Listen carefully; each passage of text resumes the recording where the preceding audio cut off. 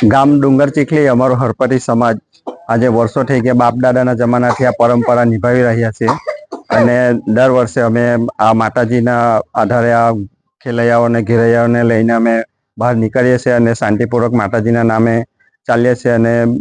બારડોલીના આજુબાજુના એરિયામાં આજુબાજુના વિસ્તારોમાં અમારા ખેલૈયાઓ બધા ગરબા અને એના માટે અમે પ્રોગ્રામ કરતા રહીએ છીએ અને શાંતિપૂર્વક અમારો 10 દિવસનો આ પ્રોગ્રામ ચાલે છે અને જે કોઈ બોલે